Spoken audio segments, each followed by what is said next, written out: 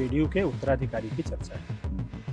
अपने मेरिट के अनुसार आपको उत्तरदायित्व भी मिलता है। निशांत कुमार जी क्या उत्तराधिकारी हैं? पहले तो वो राजनीति में आए नहीं, भाई वो आते हैं तो बिहार की राजनीति को एक नया आयाम मिलेगा। अभी टिकट डिस्ट्रीब्यूशन का समय आने वाला है, पर्चियां जो है आपके पास आने लगी। कुछ लोग आते भी हैं मिलने के लिए, ऐसी बात नहीं है, आते हैं मिलने के लिए। तेजस्वी के आरोप हैं कि जितनी चीज़ों की घोषणाएं हम करते हैं वे सभी घोषणाओं को अगले दिन ट्विटर पे या फेसबुक पर नीतीश कुमार जी लिखते हुए करते हैं। समझ की कमी है और लोग तो इसको जानते हैं कि भाई किसकी कितनी समझ है। लालू प्रसाद जी इनको बना दिए थे 3 विभाग का मंत्री और उस समय जो है नीतीश जी के सामने बैठ करके ये गवर्नेंस का ककहरा पढ़ रहे थे। भाई आप इतने ज्ञानी व्यक्ति हैं, इतने प्रतिभावान व्यक्ति हैं, आप ये जो कहते हैं ये खुद ही तो चीट है। ये इस तरह से हम लोग कॉपी नहीं करते। हम नीतीश जी का हमेशा रहा है कि वो अध्ययन करते हैं और जो तेजस्वी जी बात करते हैं आप देखेंगे कि अधिकांश जो उनकी बातें हैं वो आसपास के राज्यों में जो कुछ हुआ है थोड़ा बहुत उसी का कॉपी करके वो अपना बता रहे हैं। ये उनके कुव्वत में नहीं है कि जब उनके घर में जितने भी मिनिस्टर हैं सब 4 सीट मिनिस्टर हैं, बाहर के लोगों से इंटरेक्ट करते हैं, उनको पता चलता है कि आप बिहार के हैं, तो पता नहीं क्या एक दुर्भावना सी थी कि वे बिहारी कह करके संबोधित करते थे। आगे का रोड मैप क्या है? बिहार में एक बच्चा जन्म लेता है और वो पढ़ने में अच्छा होता है तो खुद से एक मन में थॉट प्रोसेस आएगा, पूरे विश्व में ये विख्यात हो गया है कि अगर लड़का पढ़ने में अच्छा है, बिहार का है, आईएएस बन जाएगा। लेकिन एक अलग बात बताते हैं कि वो लड़का आईएएस नहीं, पहले सिविल इंजीनियरिंग में आईआईटी दिल्ली से ग्रेजुएट होते हैं, बीटेक करते हैं। लेकिन मसला तो अभी भी यूपीएससी वाला है ही, बिहार के हैं, पढ़ने में अच्छे हैं तो आईएएस बनेंगे। अंतोगत्वा वो आईएएस बन जाते हैं। आईएएस बनने के बाद उड़ीसा कैडर से आईएएस बनते हैं। वो पटना और पूर्णिया में डीएम पद पर कार्यरत होते हैं। जीवन आगे बढ़ता है, चीज़ें चलती होती हैं। इलेक्ट्रिसिटी विभाग में सबसे ज़्यादा काम करने का अवसर मिलता है। जो मौजूदा सरकार रहती है उस वक्त नीतीश कुमार की, उनके साथ काम करने का काफ़ी अवसर मिलता है। और फिर एक समय आता है जब वो वॉलेंट्री रिटायरमेंट ले लेते हैं, अपने स्वेच्छा से वह रिटायरमेंट ले लेते हैं और कुछ समय के बाद वह राजनीति में एंट्री लेते हैं। साल 2024 का चुनाव आता है और वही शख्स जिसका मैं जिक्र कर रहा हूं वो पूरे कैंपेन को लीड करते हैं और बिहार में जनता दल यूनाइटेड को 12 सीटों पर जीत दिलाते हैं, जिसे एक बड़ी जीत का श्रेय दिया जाता है। तो जनता दल यूनाइटेड को मजबूती से खड़ा करने की तरफ, उसको एक नई ऊंचाई पर ले जाने के लिए कटिबद्ध दिखाई देने वाले नेता आज हमारे साथ हैं, मनीष कुमार वर्मा जी। बहुत बहुत स्वागत है आपका। Thank you. शुरुआत वहाँ से करेंगे कि जब आप एक अच्छे भले बढ़िया आईएएस का करियर आपका चल रहा था, उसको छोड़ करके राजनीति की तरफ क्यों? देखिए, मेरा जन्म बिहार में हुआ है, जैसा कि आपने पहले भी बताया, और जो व्यक्ति यहाँ पे जन्म लेता है तो अपनी परिस्थितियों को देखता है, यहाँ पे देखता है, समाज को देखता है और सोचता है कि यहाँ की जो समस्याएं हैं उसके विषय में सोचता है कि भाई इससे हम कैसे हम इसको और ठीक करें। अब जैसे हम लोग बचपन में थे तो बहुत सारी समस्याएं थी, तो उस समय को देख करके जब एक आईएएस बनने की प्रक्रिया होती है तो उसमें दिमाग में रहता है कि जब आईएएस बनेंगे तो बहुत चीज़ हम ठीक कर पाएंगे, ये उम्मीद रहती है कि हम बन करके ये काम करेंगे, वो काम करेंगे। अब जब हम उड़ीसा में थे तो आपको आश्चर्य होगा कि उड़ीसा में मैं 3 जिले में कलेक्टर रहा और तीनों जिलों में काफ़ी डिफ़िकल्ट सिचुएशन था। पहला जिला तो काफ़ी मलकानगिरी था, नक्सल क्षेत्र था। दूसरा जिला एक राइट अफेक्टेड डिस्ट्रिक्ट था, कंधमाल था, जहाँ पे करीब 10,000 लोगों के घर जलाए गए थे, और तीसरा जिला था बालासोर। तो पहले ज़िले में जहाँ नक्सल बहुत ज़्यादा प्रभावित ज़िला था, वहाँ पे इंफ्रास्ट्रक्चर लगभग ना के बराबर थी। ज़िला 92 में बना था और मैं 2005 में गया था वहाँ पर। तो लगभग इंफ्रास्ट्रक्चर, इवन कलेक्ट्रेट की बिल्डिंग नहीं थी, आंगनबाड़ी सेंटर की बिल्डिंग नहीं थी, सारी चीज़ें मेकशिफ्ट अरेंजमेंट में चल रही थी। पंचायतों की बिल्डिंग नहीं थी, बीडीओ के बिल्डिंग नहीं थी, तो उस जगह पे जा करके जब आप इस परिस्थिति में रहते हैं तो जो एक भावना रहती है कि हम होते अपनी जगह पे ये काम करते, तो उन सब सपनों को आप क्रिएट करना शुरू करते हैं। तो मेरा जो वहाँ पे काम रहा कि सारा इंफ्रास्ट्रक्चर को ज़मीन से खड़ा करवाना, जनता की जो जो समस्याएं थे उसको दूर करवाना। उस प्रोसेस में काफ़ी कुछ सीखने को मिला। हर चीज़ बनाई, आपका कह लें 108 पंचायत थे, 108 पंचायती की सबकी बिल्डिंग हम लोगों ने करीब 3-4 महीने में खड़ा करवा दी। ब्लॉक्स बना दिए सारे जगह पे। आपका ये देखिए कि हम लोगों ने हर ब्लॉक में आपका बस स्टैंड बनवाया, हर ब्लॉक में लोगों के लिए गेस्ट हाउस बनाया कि यदि कोई ब्लॉक में आते हैं तो उनके रहने सहने के लिए कहीं, क्योंकि नक्सल प्रभावित क्षेत्र है, दूर से लोग आते हैं, रात में रुकना पड़ता है, तो उनके लिए भी ठहरने की व्यवस्था की गई। तो हर तरह से किस तरह से दुकानें बनवाई गई, विलेज हार्ट्स बनवाए गए, तो हर तरह की सुविधा। 100 हॉस्टल का क्रिएशन हुआ उस समय नक्सल प्रभावित बच्चों को पढ़ने के लिए, कि कैसे जहाँ पे उनकी पढ़ाई नहीं थी। तो बेसिकली मैं ये कहना चाहता हूँ कि जो आप समस्याएं देखते हैं उसी के अनुसार उसका सॉल्यूशन निकलता है। और बचपन में जो समस्याएं हमने देखी, जिस तरह से अब हमारे यहाँ उस समय बस स्टैंड कहाँ बढ़िया हुआ करती थी। अब जब हम शरीफ से, हाँ, तो जब आपका कहाँ बीता? बिहार शरीफ में बीता। बिहार शरीफ में बार-बार जिक्र करके मैं पूछना चाह रहा हूँ, क्या समस्याएं आपने बचपन में देखी? बचपन में बहुत सारी समस्याएं थी। अब बस ही स्टैंड की बात थी। बिहार शरीफ का बस स्टैंड उतना अच्छा नहीं हुआ करता था, रेलवे स्टेशन उतना अच्छा नहीं हुआ करता था। आप जगह जगह जाते थे, तरह तरह की समस्याएं होती थी। सड़कें कहाँ बहुत अच्छा हुआ करती थी, बिजली नहीं थी, तो हर तरह की समस्या थी। बचपन 74 में पैदाइश है आपकी? जी, 74।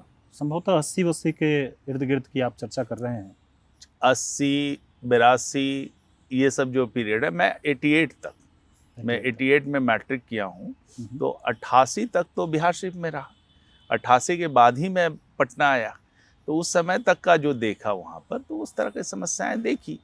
और गांव में भी हम देखते थे कि वहाँ पर कोई भी सरकार का इंटरवेंशन नहीं होता था। मतलब हम लोग गांव जाते थे तो गांव में समझिए कि 1.5 किलोमीटर जो है वो ऐसे ही, मतलब कि पूरा उठा करके कीचड़ में होकर के जाते थे। कच्ची सड़क नहीं, पगडंडी हुआ करती थी। और गांव में भी एक तरफ से कीचड़ का माहौल रहता था पूरा का पूरा गांव में।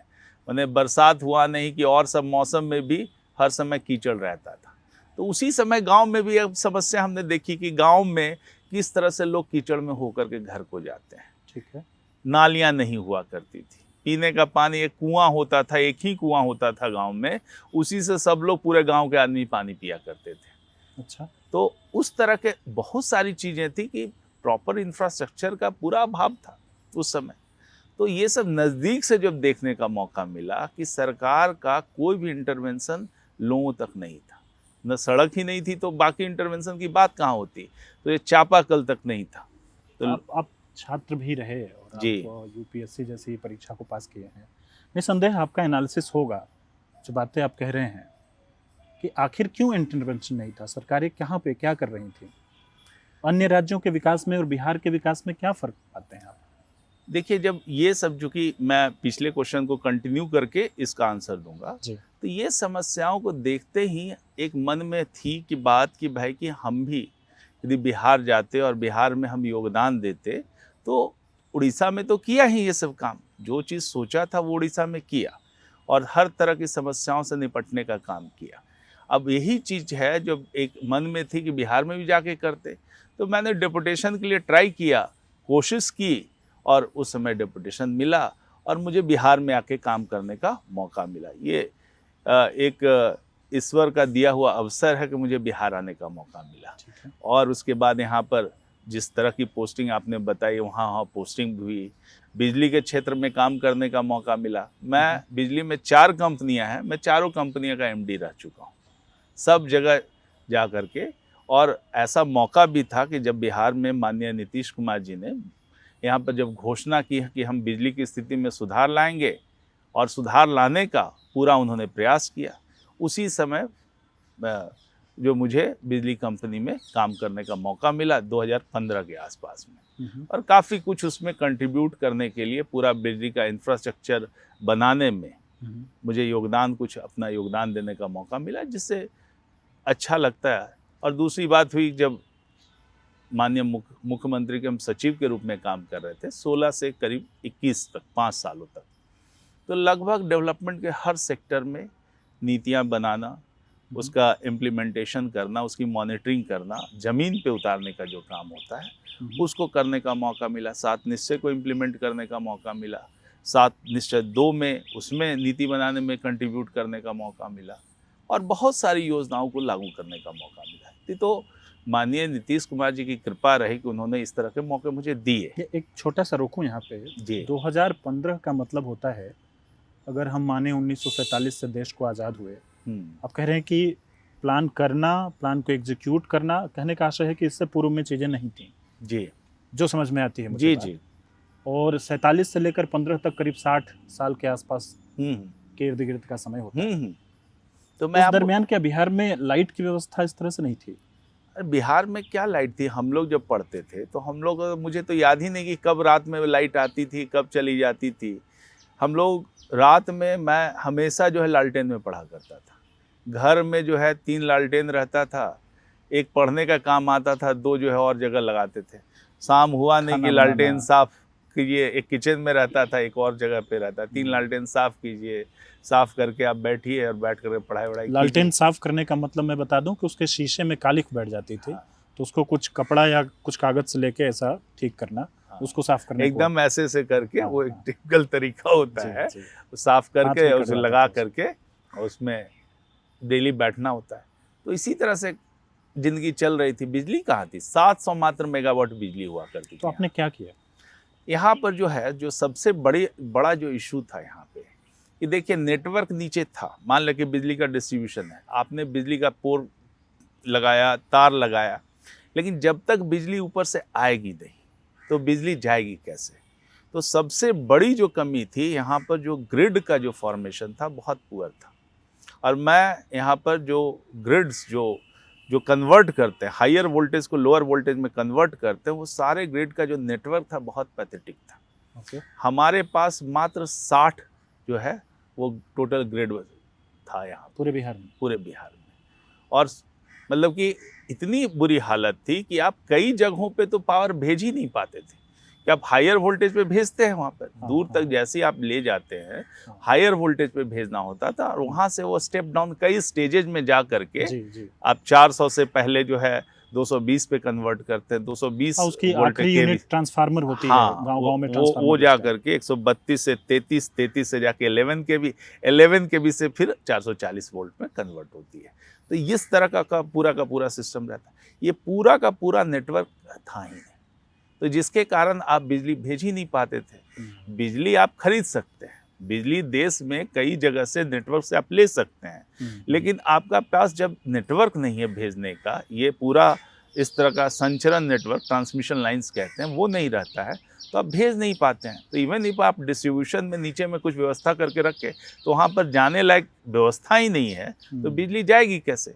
तो ये हम लोगों ने 1 साल में करीब 100 ग्रिड बनवाए, 100 ग्रिड्स 1 साल में लगभग, नए 100 ग्रिड्स। 60 हमारे पास था और उसके बाद 100 तुरंत बनाए, और आज के दिन में हमको लगता है कि 180 से ज़्यादा ही बने हुए हैं। तो ये इच्छा शक्ति नीतीश कुमार जी ने दिखाई जी, पूर्व की सरकारों ने ऐसी इच्छा शक्ति नहीं कोई नहीं। जब नीतीश कुमार जी ने गांधी मैदान से उन्होंने घोषणा की कि हम बिजली की स्थिति में सुधार लाएंगे, और सुधार नहीं ला पाए तो हम वोट मांगने नहीं जाएंगे। अच्छा, मैंने इसके पहले किसी भी राजनेता को, ये घटना 2012 की है, 15 अगस्त की, किसी राजनेता को इस तरह की बात करते नहीं सुना। मैंने देखा कि एक राजनेता जनता से वायदा कर रहा है कि मैं इस काम को करूंगा, और नहीं कर पाया तो आपके सामने नहीं जाऊंगा। ऐसी परिस्थिति मैंने बहुत नहीं देखी है, पहली बार इस तरह का देखने का मौका मिला।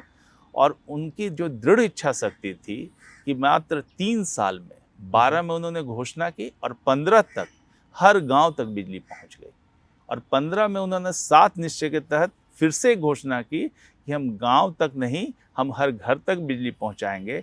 और उन्होंने अक्टूबर 18 तक, 3 साल का समय था, 2 महीना पहले ही उस काम को पूरा किया, और आज घर घर में बिहार में बिजली है, पूरा बिहार जगमग कर रहा है। ये उनके दृढ़ इच्छा शक्ति की और हम लोगों ने भी उनका जो विज़न था उसको ज़मीन में उतारने का काम किया है। इलेक्ट्रॉनिक्स में बेसिकली जो प्रमुख काम वो इस तरह से हम्म, हुआ। बिजली ना एक किस्म का उत्सव लेकर के आती है। जी जो बिजली है डेवलपिंग का एक सबसे बड़ा वो फैक्टर सेक्टर बनता है। हमने पूर्व में फिल्में देखी हैं, हम्म, हमारे समय के दौर के लोगों ने। स्वदेश एक पूरी फिल्म डिजाइन की गई है हम्म, जिसमें एक बत्ती जलती है हम्म, और वो अभी तक में वो सीन लोगों के हृदय में बैठा हुआ है। हम्म। आपके ये बिजली वाले पूरे जो दौर रहा उस दरमियान कोई ऐसा एग्जाम्पल याद आता है कि आप किसी से मिले हों, उसने अपनी कोई बात आपसे शेयर की हो? ऐसा परिवर्तन हुआ है कि मत पूछिए। हम अधौरा की पहाड़ी पे गए थे, तो वहाँ पर बिजली का जो काम हुआ था वो सिर्फ यहीं पे नहीं हुआ कि सिर्फ मैदानी इलाकों में। ये हर घर की जब बात होती है तो चाहे वो मैदानी इलाका हो, चाहे वो दियारा का इलाका हो, चाहे पहाड़ी इलाका हो, चाहे जंगल का इलाका हो, तो वहाँ पे अधौरा की पहाड़ी, वो जानते हैं कि वो फॉरेस्ट लैंड है और वहाँ पर वे कई गांव बसे हुए हैं हमारे। अब उन लोगों के पास न बिजली है न पानी की सुविधा है, पानी भी बहुत दूर से लाते थे। तो उस समय माननीय नीतीश जी का ये हुआ कि भाई कि यहाँ पर भी बिजली लगनी है और इसके लिए हम लोगों ने वहाँ पे पहाड़ों में सोलर पैनल लगाए। अच्छा, पूरा सोलर पैनल और बैटरी आधारित व्यवस्था की गई और उससे, और दूसरी तरफ जो है पानी खींचने के लिए भी वो बैटरी संचालित जो है वहाँ पर पंप लगाया गया और उससे पानी की भी सप्लाई हुई और बिजली की भी सप्लाई हुई उस समय। तो इस तरह से वहाँ पर जो है, जो लोग कहते थे कि शाम होता था अंधेरा का साम्राज्य था चारों तरफ, और अब जो है उसी जंगली इलाके में, जंगल के इलाके में बीच बीच में रोशनी झलकती है। अच्छा, बहुत अलग नज़ारा दिखता है। ये बहुत बड़ा परिवर्तन लोगों के जीवन में हुआ। उनको पानी की व्यवस्था मिली, बिजली की व्यवस्था मिली और शायद स्वतंत्रता के इतने सालों बाद वो ये चीज़ पहली बार देख पाए। ठीक है। आपने जब सिलसिला शुरू किया तो आपने बचपन का जिक्र किया, आपने बताया कि कीचड़ में जाना पड़ता था, सड़कें उपयुक्त नहीं थी, पगडंडियाँ थी। आप फिर उसके थोड़े आगे बढ़े तो हम लोग आपके जो इलेक्ट्रिसिटी वाला वर्क है वहाँ पे आ गए। बीच का एक दौर और आता है जब आप युवा हो रहे थे, जब आप IIT दिल्ली में सिविल इंजीनियरिंग की पढ़ाई कर रहे थे, तमाम तरीके के सड़कों के बनाने, बिगाड़ने और इस तरह की चीज़ों के बारे में थे। आपने बताया कि जब मैं IAS बना तो मेरे जहन में था कि मैं कुछ करूँगा। एक बार ज़रा उस दौर में मैं आपको वापस चले जाता हूँ जहाँ पे आप UPSC एस्पिरेंट थे। संभवतः आपने इंडियन ऑयल के साथ काम भी जी थोड़ा दिन काम किया था। उस दरमियान के जो मनीष कुमार थे, वहाँ पर क्या थॉट प्रोसेस, किस तरह की चीज़ें सामने थी? देखिए, उस समय जब मैं IIT में यहाँ पढ़ता था तो जनरली जो है, जो वहाँ के लोग थे उस समय के, उनका व्यवहार बिहारियों के प्रति अच्छा नहीं रहता था। दिल्ली IIT के अंदर में तो अलग स्थिति थी, देश का प्रीमियर इंस्टीट्यूशन था और अधिकांश देश के कई हिस्सों से लोग, मेधावी बच्चे पढ़ने आते थे, तो वहाँ का वातावरण अलग था। वहाँ बड़ा अच्छा लगता था। सब लोग, चाहे इस हिस्से का हो, चाहे मद्रास का हो, चाहे मुंबई का हो, सब लोग एक फ्रेंडली बिहेवियर होता था। लेकिन जैसे ही आप बाहर जाते हैं और बाहर के लोगों से इंटरेक्ट करते हैं, उनको पता चलता है कि आप बिहार के हैं, तो पता नहीं क्या एक दुर्भावना सी थी, हीन भावना से देखना शुरू कर देते थे कि वह बिहारी कह करके संबोधित करते थे। तो वो मुझे बड़ा अजीब सा लगता था कि क्यों ऐसा सामना कर रहा है, क्यों बिहार को हीन समझा जाता है। और जब मैंने इसको गहराई से देखा तो एक जो है उस समय का, जिस समय की सरकार थी उस समय की, और वहाँ के जो मुखिया थे वो काफ़ी मजाकिया अंदाज में बात करते थे। लालू प्रसाद यादव की बात कर रहे हैं जी। और वो जो है, जब उसी को लोग जो है बिहार को, मतलब वो समझते थे कि जैसे वहाँ के मुखिया हैं उसी तरह के सारे बिहारी होते हैं और मजाक की तरह लेते थे। और वहाँ पर जो जिस तरह की घटनाएं, नरसंहार की घटनाएं हुआ करती थी, जिस तरह का लॉ एंड ऑर्डर था, किडनैपिंग हुआ करती थी, वो देश में चर्चा का विषय बनता था। और उसके कारण जो एक नेगेटिव इमेज पूरे बिहार पर प्रोजेक्ट हो गया कि कोई बिहार जाना नहीं चाहता था देश से, कि उनको लगता था कि वहाँ जाने पे उनकी जान की सुरक्षा नहीं रहेगी। और उसका अभी भी हम कई लोगों से बात करते हैं तो दिमाग में उनका वही तस्वीर बैठी हुई है और अभी भी आने से कई लोग कतराते हैं। तब मैं उनको कहता हूं कि भाई आप आइए तो बिहार, आप आइए, और मैं उनको इनवाइट करता हूँ, कहता हूँ कि भाई आप रात में निकलिए 11 बजे 12 बजे और कहीं भी बिहार घूमने निकल जाइए, और कहीं भी आपको समस्या हो ये मेरा फ़ोन नंबर रखिए, आप भाई तब बात कीजिए। और बाद में वो कहते हैं कि बिहार तो अलग हो गया है, कहीं इस तरह की बात नहीं है, कहीं भी निकल के सुरक्षित हम जा सकते हैं। तो ये जो परिवर्तन है, ये बड़ा परिवर्तन है लोगों के परसेप्शन में। और उस समय का जो परसेप्शन था बहुत ही निगेटिव परसेप्शन था। मुझे लगता है कि लोग जो है बाहर से बिहार आने में डरते थे। जो जिस तरह का किडनैपिंग का और इस तरह अपहरण की घटनाएं का जब चर्चा होती थी, तो उस बात से लोग घबराते थे, और उनका निगेटिव जो परसेप्शन है उसी तरफ से बना रहा। और बहुत दिन तक, ये तो करंट सरकार 2005 में आई, और उसके बाद से जब इन्होंने काम करना शुरू किया, तब लोगों का धीरे धीरे काफ़ी हद तक जो जिस तरह के, अब लोग जब बाहर से आते हैं तो लोग कहते हैं कि बिहार को हम क्या समझते थे, और जब वो रियल में देखते हैं कि सड़कें इतनी बढ़िया हैं, बिजली ऐसी है कि रात भर बिजली रहती है सब जगह पे, सड़कें हैं, लॉ एंड ऑर्डर ठीक है, तो उनको एक कॉन्फिडेंस और एक लगता है कि ये उभरता हुआ बिहार है। और जब वो जाते हैं और मरीन ड्राइव पे घूमते हैं तो कहते हैं कि भाई कि पटना में भी इस तरह की व्यवस्था है, पटना में भी ये संभव हो गया है कि अब एक जो गंगा पथ बना है, और जाके जब घूमते हैं तब आकर के वो कहते हैं कि भाई ये बदल चुका है। और कई लोग जो है पटना छोड़े, जिनको बहुत दिन हो गया है, वो जब पटना वापस आते हैं तो उनको लगता है कि कहाँ रास्ता था, वो रास्ता ढूंढते हैं कि कई जगह पर फ्लाईओवर बन चुका है, कई ऊपर डबल डेकर ब्रिज बन चुका स्ट्रक्चर है, बदल गया है, पूरा इंफ्रास्ट्रक्चर बदल गया ठीक है। इस बात में ये बदलाव जो है लोगों को दिखता है। और खास करके जो अब डबल डेकर के ब्रिज की बात मैंने की, तो ऐसा जो है ब्रिज अब देखिए देश में कहाँ कितने जगह पे बना है। शायद देश का पहला डबल डेकर ब्रिज जो है पटना में ये पीएमसीएच वाला बना है। यह विषय जरूर होगा कि शायद जो पिछली सरकारें थी उनमें ऐसा काम नहीं हुआ, इस वजह से अभी भी हमारे माथे पर इस तरह के आंकड़े चस्पा हैं कि बिहार की प्रति व्यक्ति आय, अगर भारत में 33 राज्य हैं तो 33वें नंबर पे जी, एकदम 32,000 रुपए की कमाई में जीवन जीना पड़ रहा है। और यह सरकारी ही आंकड़ा मेरे हाथ में है। इसमें कहता है कि 13 करोड़ लोगों में से करीब 1 करोड़ से ज़्यादा लोग हैं जो 6,000 रुपए से कम रुपए में जीवन जीने के लिए विवश हैं। 6,000 रुपए का महत्व 2025 में हम समझते हैं कि आखिर वो कैसे जी रहे होंगे। निसंदेह ये यूज़र्स पे छोड़ना चाहिए, जो लोग देखेंगे इंटरव्यू वो सोचें। लेकिन हम ये ज़रूर पूछना चाहेंगे सर आपसे, चूँकि आप लंबे समय से न सिर्फ बिहार के उन्नति के लिए चिंतित हैं बल्कि काम भी कर रहे हैं, आगे का रोड मैप क्या है? मैं इसके इन परिस्थितियों के पीछे मैं जाना चाहूँगा। जो आपने आंकड़े गिनाए कि 32 या 36,000 जो है कांस्टेंट प्राइस पे, अब 2011 के प्राइस पे बात कर रहे हैं तो कांस्टेंट प्राइस पे ये आंकड़े हैं। जब करंट प्राइस पे बात करेंगे, जो आज की मुद्रा के आधार पे बात करेंगे, तो वो है 66,000। हमारा इकोनॉमिक सर्वे जो 23-24 का निकला है उसमें आप देख लीजिएगा कि पर कैपिटा जीएसडीपी जो है वो 66,000 है। ठीक है, मैं इसमें ये नहीं कहूँगा कि बहुत अच्छा आंकड़ा है, लेकिन आप जब बात करेंगे तो आप समझिए कि हम कहाँ से चले। जिस समय 2005 में हम लोगों ने जर्नी स्टार्ट की, तो उस समय आपके पास जो कैपिटल फॉर्मेशन है सोसाइटी का, उसमें क्या था स्थिति? आपके पास न इंफ्रास्ट्रक्चर था, न रोड की व्यवस्था थी, न सड़कें नहीं थी, जैसा आप बताया। गांव तक कनेक्टिविटी जीरो था, पगडंडियों से लोग जाते थे। सड़कें का जो है बहुत कम किलोमीटर सड़कें थी और हर साल टूटी हुई रहती, गड्ढे में थी सड़कें सारा। बिजली का कोई स्थान नहीं था। कोई भी जो मॉडर्न इकोनॉमी को सस्टेन करने के लिए जो इंफ्रास्ट्रक्चर चाहिए, वो कोई भी एब्सेंस है पूरा का पूरा। आपके पास जो टोटल जीएसडीपी उस वक्त का था वो लगभग 1 लाख करोड़ था, और 1 लाख करोड़ में आपका करीब करीब 24,000 बिहार का बजट हुआ करता था। ठीक है, तो इस तरह की इकोनॉमी है, इस तरह का जो संसाधन है। स्कूल है, टीचर्स नहीं थे। जितने भी स्कूल थे, एक तो संख्या बहुत कम थी, टीचर्स नहीं थे, शिक्षा की क्या हालत थी।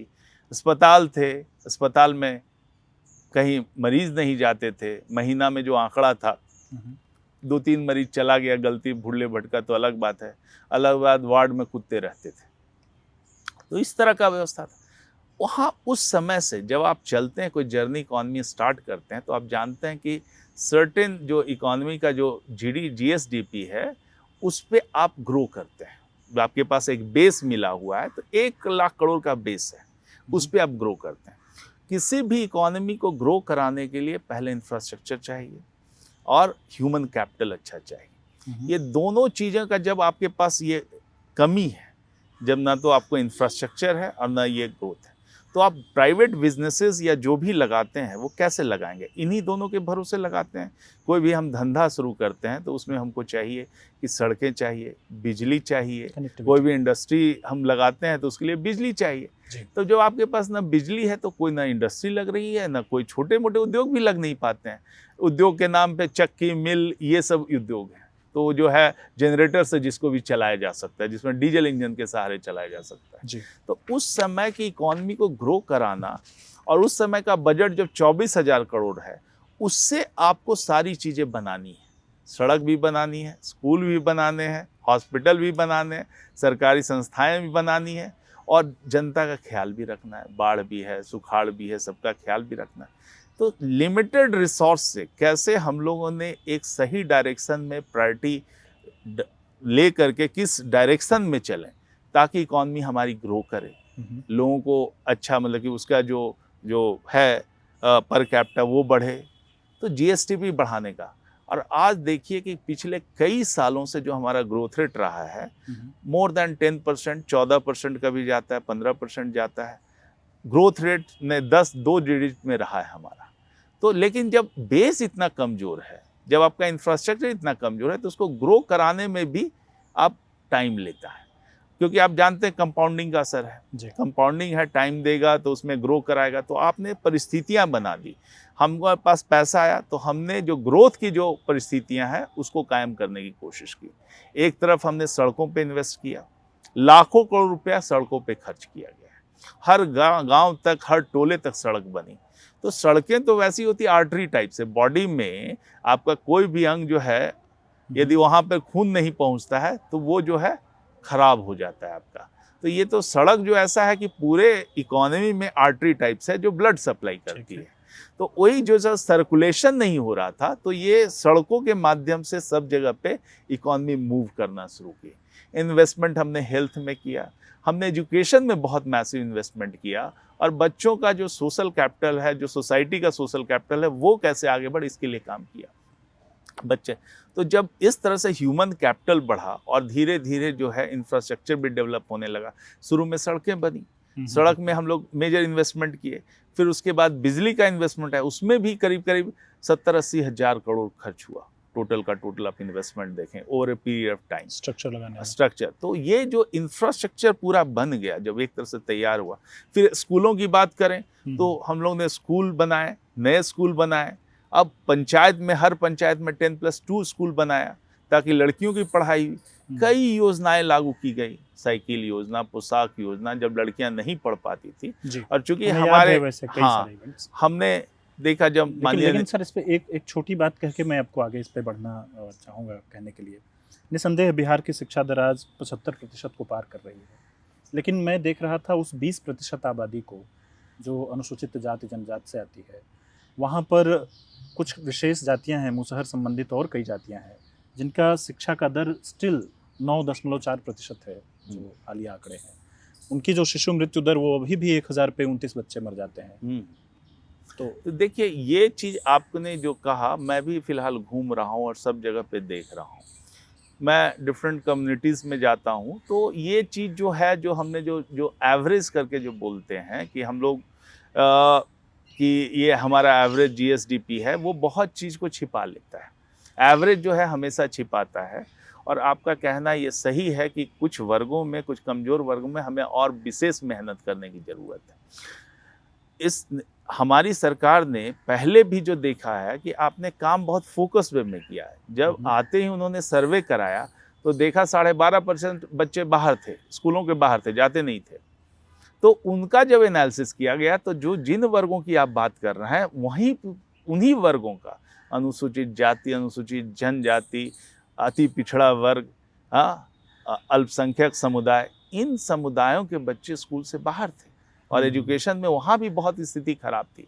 अब जो भी है, तो उसके बाद जो इस सरकार ने जो किया, एक तरफ से स्कूल को बनाया और दूसरी तरफ बच्चे कैसे स्कूल आएँ, इसके लिए उन्होंने शिक्षक स्वयंसेवकों की नियुक्ति की और टोले में, गांव में इस तरह के स्वयंसेवक बनाए गए कि जो घर से बच्चे को स्कूल तक लाए।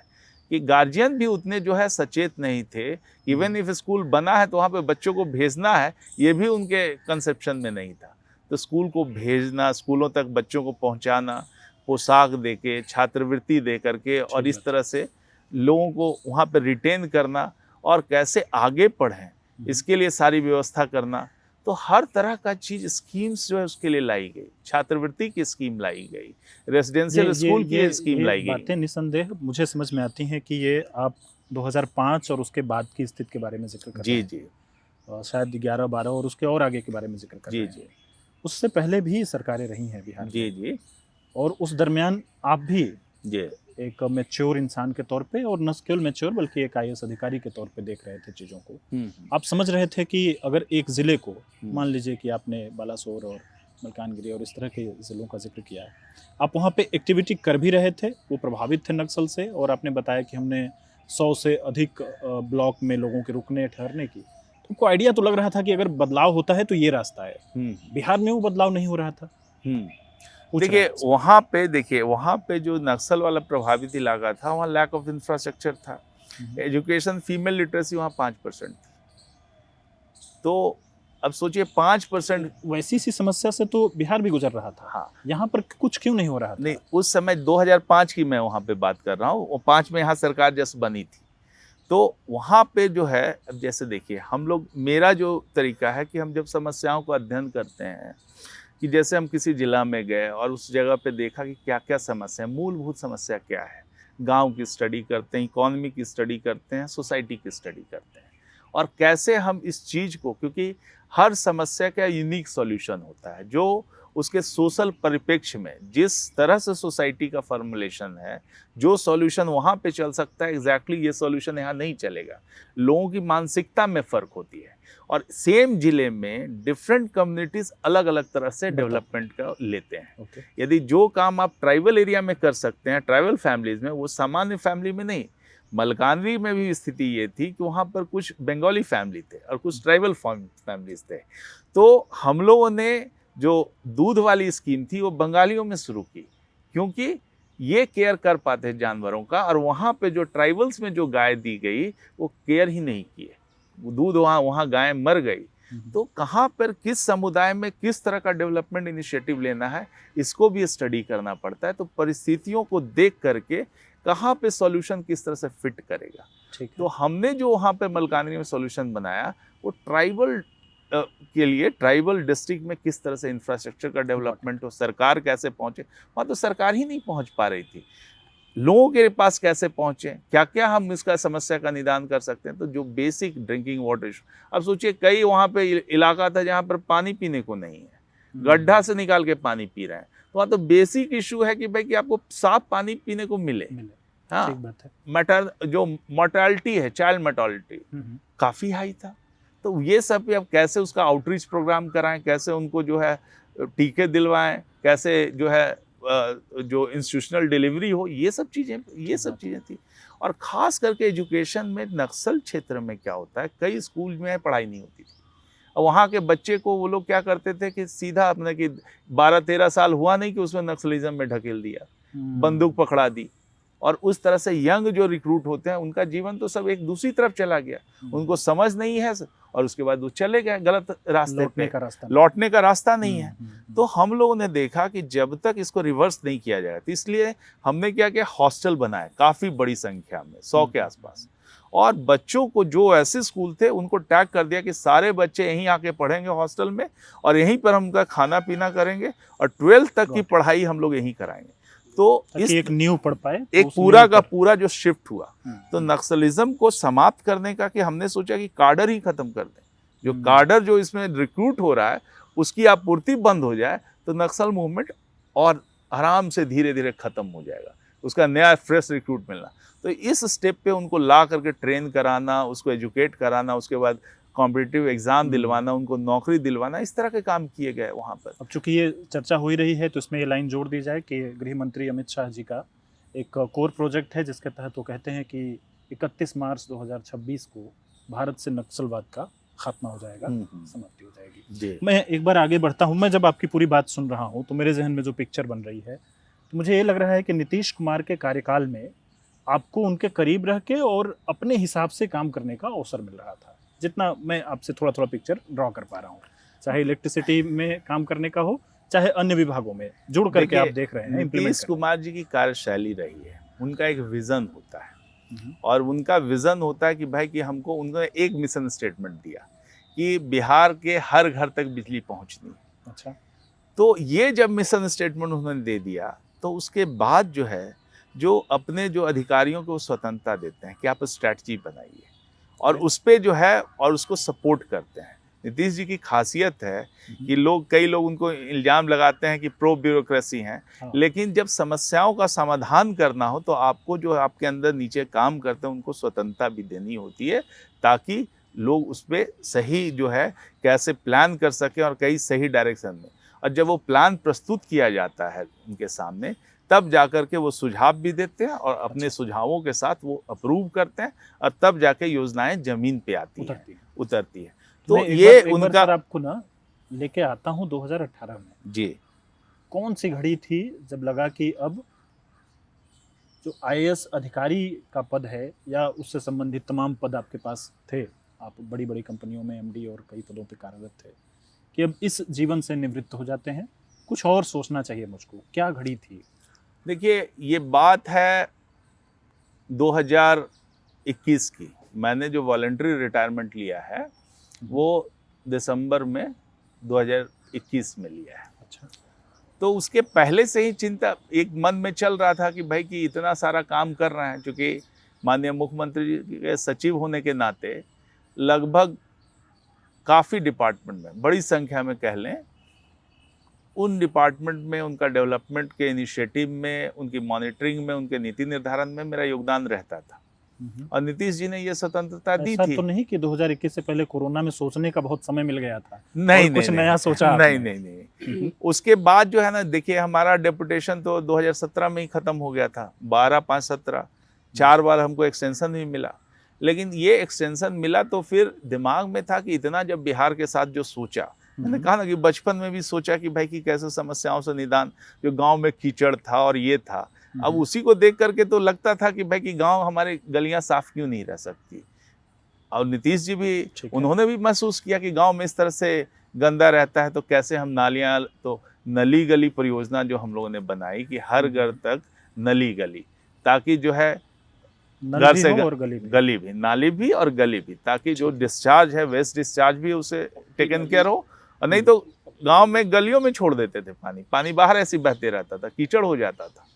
तो उसको दूर करने के लिए जो परिकल्पना आई, तो समस्या से जो हम लोगों ने पहले देखा था, ठीक है, तो ये उनके जहन में थी और हम लोगों ने भी ये महसूस किया था। तो समस्याएं तो तभी उसका सॉल्यूशन दिखता है जब आप समस्याओं को सामने से देखते हैं और क्या इसका सॉल्यूशन निकल सकता है। भूमिका तो मुझे पता चल गई, मैं जरा उस दिन आना चाहता हूँ जब कि अब ठीक है, हो गया। ऐसे माहौल में जब बिहार में आईएएस का जो क्रेज है, हाँ, उसको छोड़ के आप दूसरे एकदम अनसर्टेनिटी जो है जी। घर जा रहे हैं, घर परिवार, माता पिता, देखिए वो बात मेरे लिए भी बहुत क्रिटिकल है, क्योंकि देखिए घर में मैं बड़ा बेटा हूँ और पिताजी का भी डेथ 2021 में हो चुका था, तो छोटे भाई भी हैं, सब लोग हैं, और मेरा बच्चा भी जो है, छोटा बच्चा उसमें क्लास 2 में पढ़ता था, दूसरी क्लास में, और बड़ा वाला तो हमको लगता है कि वो क्लास 8th में पढ़ता होगा। तो उस समय ये डिसीजन थोड़ा क्रिटिकल था। क्रिटिकल नहीं सर, किसी वैसे जगह से जाके पूछेंगे तो आदमी कहेगा कि नहीं ठीक नहीं कर रहे हैं। हाँ, मैं कि घर में, लेकिन पत्नी ने काफ़ी सहयोग किया। जब हमने पत्नी से डिस्कस किया कि भाई इतना काम कर रहे थे, मेरी इच्छा है कि भाई बिहार के लिए और काम करता रहूं, जो जिन समस्याओं को हमने देखा है, कुछ हद तक कुछ समस्याएं दूर हुई हैं, लेकिन जो विज़न है बिहार के लिए वो तो अभी इम्प्लीमेंट नहीं हुआ है, वो तो अभी और आना है। जो विज़न है पूरा बिहार का, इतना बहुत सारे काम हुए हैं, लेकिन जो विकास तो एक क्रमिक प्रक्रिया है, हमको और आगे जाना है, तो उसमें हमको और काफ़ी कुछ काम करने का अवसर मिले, तो इसके लिए बिहार में रहना जरूरी होगा। यदि हम लोग उड़ीसा चले जाते हैं अच्छा, तो डेपुटेशन वाला issue। डेपुटेशन के कारण तो फिर ये काम तो हो नहीं पाएगा। हमको तो ठीक, उड़ीसा में तो अच्छा कि सुविधाएं मिलेगी, आपको सुविधाएं मिलेगी, क्योंकि सबसे ज़्यादा तो पत्नी अफेक्टेड होती हैं, तो आपको सुविधाएं मिलेगी। लेकिन जो है, जो हम लोग का जो मिशन है और बिहार को एक आगे एक डेवलपिंग से एक डेवलप स्टेट की तरफ ले जाने का जो रास्ता है, उसको तय कराने में हम लोग वो कंट्रीब्यूशन दे नहीं पाएंगे। तो इसीलिए एक लगा मन में कि नहीं, यही एक रास्ता है कि यदि हम नौकरी से रिज़ाइन करके यहाँ पे रह के काम करते हैं तो यहाँ पे और बेहतर सेवा दे तो सकें। यहाँ पे रहने के लिए एक और चीज़ ज़रूरी थी कि बात करनी पड़ती नीतीश कुमार जी से। जी, ये बात भी सही है। जब तक माननीय मुख्यमंत्री जी की सहमति नहीं होती तो आकर के कंट्रीब्यूट करना इतना भी आसान नहीं था, तो उनसे भी विमर्श हुआ। और जब सब जगह सहमति थी तब हम लोगों ने रिज़ाइन करके फिर यहाँ ज्वाइन कर लिया। और आते ही उन्होंने मुझे राज्य आपदा प्रबंधन प्राधिकरण में एक सदस्य के रूप में उन्होंने हमारी नियुक्ति कर दी और एक माननीय मुख्यमंत्री के अतिरिक्त सलाहकार के रूप में भी एक एडिशनल पोस्ट भी दिया। और इस दौरान हमने 2-2.5 साल तक इसमें काम किया। और 9 जुलाई को हम लोगों ने यहाँ पे जब निर्देश माननीय मुख्यमंत्री का प्राप्त हुआ तो रिज़ाइन करके दोनों पदों से मैंने पार्टी ज्वाइन की और तब से जनता दल यूनाइटेड में पार्टी में हूँ, काम कर रहा हूँ पार्टी का। की बातचीत आपके राजनीति पर आ गई है, अब आप राजनेता वाली बात आपसे कर लेते हैं। जी, दरअसल सर पिछले 3-4 साल से जेडीयू के उत्तराधिकारी की चर्चा है और कई लोगों ने दांव लगाया, कुछ लोग अलग पार्टी भी बना चुके हैं, वे भी इस पार्टी में रहे हैं। और ऐसी चर्चा होती है। मैंने कल कहा कि मैं जाता हूँ जरा मनीष जी से चर्चा करूंगा, बात करूंगा, तो लोगों ने कहा कि अरे वो तो उत्तराधिकारी हैं। तो ये इन चर्चाओं को आप क्या मानते हैं? देखिए, जिस समय से मैंने ज्वाइन किया, जिस समय से ज्वाइनिंग मेरी पार्टी में हुई, उससे पहले ही से, जब ज्वाइन करने वाला था, पहले ही से लोग मीडिया में इस तरह का चलाना शुरू कर दिए। मुझे पता नहीं कि क्या, मतलब कि क्यों इस तरह से उछाला गया, कोई वेस्टर्न इंटरेस्ट था वो उन्होंने उछाला या फिर लगातार उछाला। आप जानते हैं कि भाई जब आप पार्टी ज्वाइन करते हैं तो आपको पार्टी की राजनीति की बहुत बारीकियां सीखनी होती है। कोई ऐसी बना बनाया नहीं आती, ये लोकतंत्र है। यहाँ पर लोकतंत्र में आपको अपने मेरिट के अनुसार आपको उत्तरदायित्व भी मिलता है और उसी के अनुसार आपका ग्रोथ भी होता है। आप कितना, आपकी योग्यता है, किस योग्यता से हैं और अपनी क्षमताओं के आधार पे ही आपको वो स्थान मिलता है। तो मैं तो राजनीति में एकदम नया आया था और इस तरह की चर्चा टोटली बेमानी थी, लेकिन मीडिया में है, कहीं उछाल लिया गया। तो इस तरह की चर्चाओं पर विशेष ध्यान देने की आवश्यकता है नहीं। लोग इस तरह की चर्चाएं करते रहते हैं, कयास लगाते रहते हैं, मीडिया में चलते रहता है। लेकिन मैं तो स्पष्ट कहूँगा, राजतंत्र नहीं लोकतंत्र है। लोकतंत्र में सबको आ करके मेहनत करना पड़ता है, अपनी योग्यता सिद्ध करनी पड़ती है, तभी आपको कुछ प्राप्त होता है। एक छोटा सा सवाल और पूछ लेता हूँ, निशांत कुमार जी क्या उत्तराधिकारी हैं? देखिए, निशांत जी का है, मैं तो पहले से भी मिलता रहा हूँ और माननीय मुख्यमंत्री श्री नीतीश कुमार जी के पुत्र हैं। इसी को देख करके बहुत लोग कहते हैं कि भाई उत्तराधिकारी हैं। तो लेकिन अब जहाँ तक राजनीति, पहले तो वो राजनीति में आए नहीं, पहले तो राजनीति में आने की बात होती है और पहले तो उनको ही मन बनाना होगा। बहुत लोग चर्चा करते हैं, मीडिया में इस तरह का बराबर उछलते रहता है। कई लोग, पार्टी के लोग भी चाहते हैं कि भाई कि आएँ, क्योंकि देखिए निशांत जी एक बहुत ही सुलझे हुए व्यक्ति हैं, समझदार व्यक्ति हैं, शिक्षित व्यक्ति हैं, तो लोगों को उम्मीदें रहती हैं। तो इसी कारण जो है लोग चाहते हैं कि भाई आएँ। और मैं तो ये कहूँगा कि भाई वो आते हैं तो बिहार की राजनीति को एक नया आयाम मिलेगा और उसको राजनीति, बिहार की राजनीति समृद्ध होगी। तो उनका आना तो अच्छा ही है, लेकिन अल्टीमेटली निर्णय तो उनको लेना है और दूसरा जो पार्टी के मुखिया हैं उनको लेना है। ये जब निर्णय होता है, तो ऐसा निर्णय जब होता है तो स्वागत है, लाजमी है। एक जो चर्चा मैंने शुरुआत में की, आपकी एक बहुत क्रिटिकल भूमिका 2024 के जनरल असेंबली इलेक्शन के तौर पे मिली, जब आपने संगठन पे काम करना शुरू किया। बहुत सारे लोग इसको अलग अलग तरीके से देखते हैं। उसके पॉजिटिव आयाम है कि आपने संगठनात्मक तरीके से जेडीयू को मजबूत करने की कोशिश की। एक आयाम है कि आपने पूरे संगठन को कैप्चर करने की कोशिश की। ये दोनों बातें एक साथ होती है, लेकिन विजय चूंकि आपके हाथ में है तो बॉल कहते हैं कि अभी फिलहाल उन्हीं के खेमे में है। वो जो कह रहे हैं सही कह रहे हैं। देखिए, ये तो देखने का नज़रिया है। जब तक आप इन्वॉल्व नहीं होते हैं तो आप काम भी नहीं कर पाते। ये एक संगठन है, संगठन में जब तक आप लोगों के साथ जुड़िएगा नहीं, जब तक उनके साथ मिल बैठ करके बात नहीं कीजिएगा, तभी मजबूती कैसे आती है। जब कोई व्यक्ति जा करके उनकी समस्याओं को समझता है, उनकी समस्याओं को समझ करके उसको दूर करने का प्रयास करता है, तभी मजबूती आती है, उत्साह आता है। तो मैंने तो सिर्फ यही किया कि विभिन्न जिलों में जा करके कार्यकर्ताओं से मिल के उनकी समस्याओं को जाना, उनको कैसे दूर किया जा सकता है, यहाँ पे आ करके जो हमारा नेतृत्व है उससे डिस्कस करना और क्या क्या किया जा सकता है उस पर बातचीत करना और उस पर कदम उठाना, इस तरह का काम हुआ।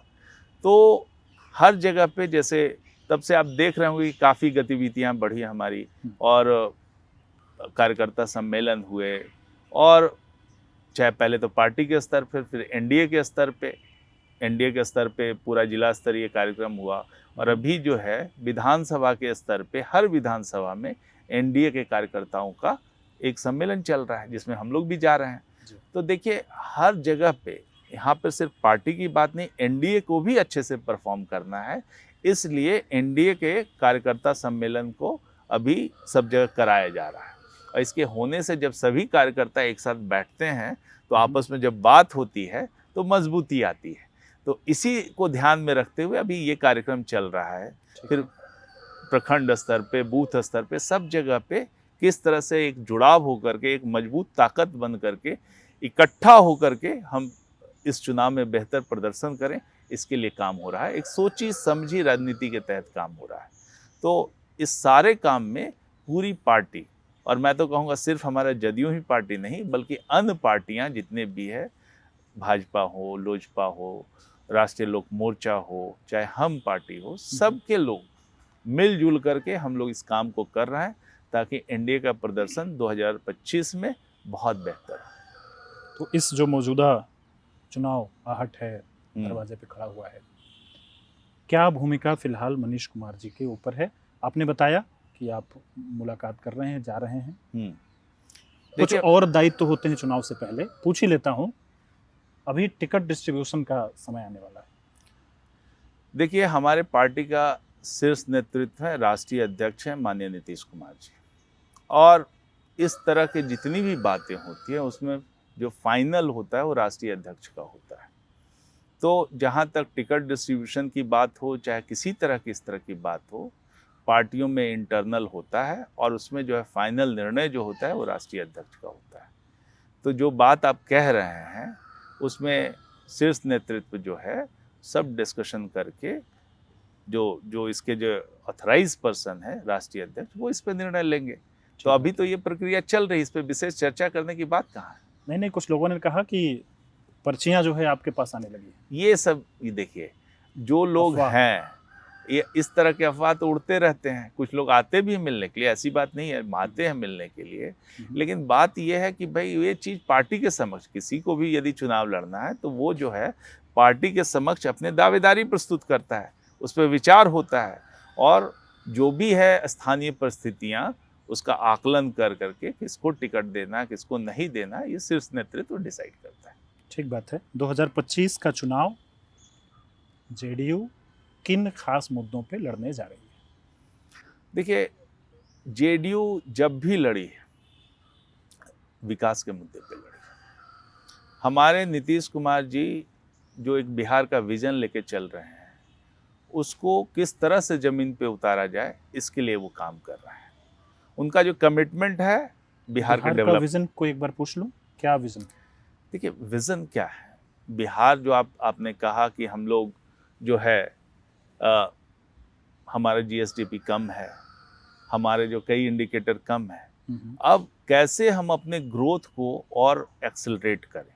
ठीक है। जिन सेक्टर में हम लोगों ने काम किया और जिसमें सफलता मिली, जैसे इंफ्रास्ट्रक्चर में सड़कें बनी, हमारी बिजली आई, अब इनका उपयोग करके हम कैसे राज्य में रोजगार उत्पन्न कर पाते हैं, कैसे बिहार को इंडस्ट्रियलाइज कर पाते हैं, औद्योगिकरण कैसे हो पाए।